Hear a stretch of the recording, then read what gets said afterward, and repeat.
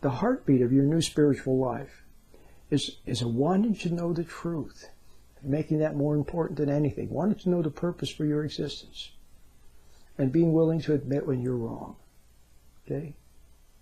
Because you want to be a better person.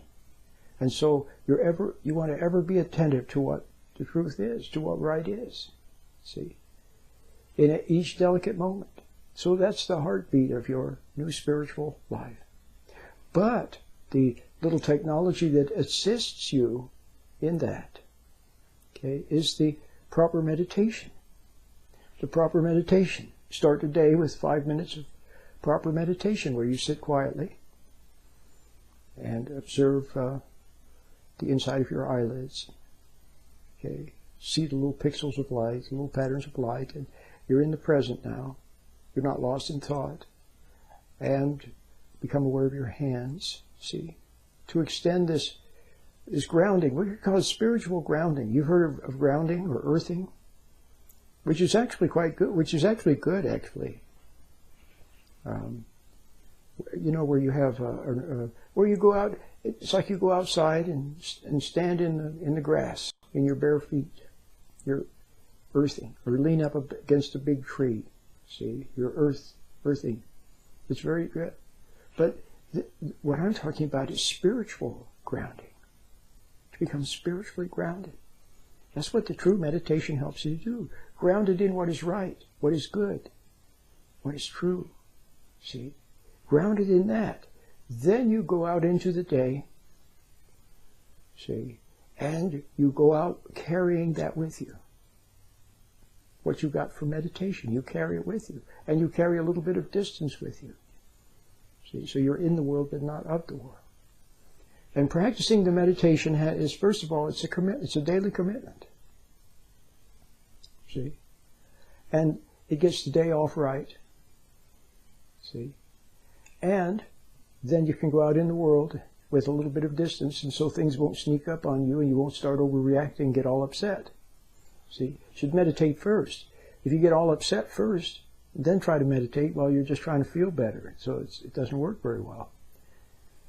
So the meditation is, let's see. So now in light of that, let's just read one more time what this writer had to say. I don't know who it is. See, this is a compilation of the writings of Madame Jeanne Guyon, lovely lady who lived in the 1600s in France. She wrote several books. She's very famous. She's written a lot of spirituality books. Also, François Fénelon, he was actually an archbishop. A very nice man. Very nice man. It's amazing. Very insightful.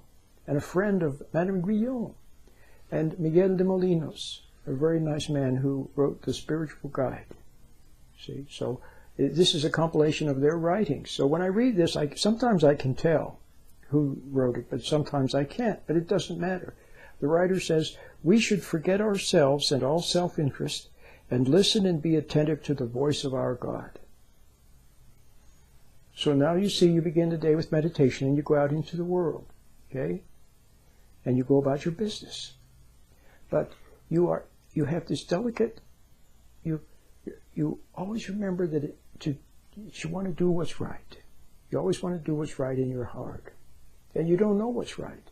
So you take a step and another step and you go about your business, always checking with your intuition to see if there's anything that stops you, okay? And so you just delicately move through life that way. But you're ever attentive to what intuition might have you to say. And you arrive in a certain situation, maybe with another person, and you pause, you wait, you don't know what to say, what to do, and then all of a sudden you say something. It comes from the heart. It's not pre-planned. It's not intellectual. See, it's not, see, it says, remember, this writer says we should forget ourselves and all self-interest. So your most important objective is to do what's right, regardless of the consequences. So you get your ego out of the way. You set self-interest aside.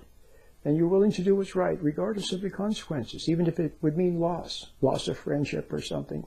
You want to say what's right or do what's right.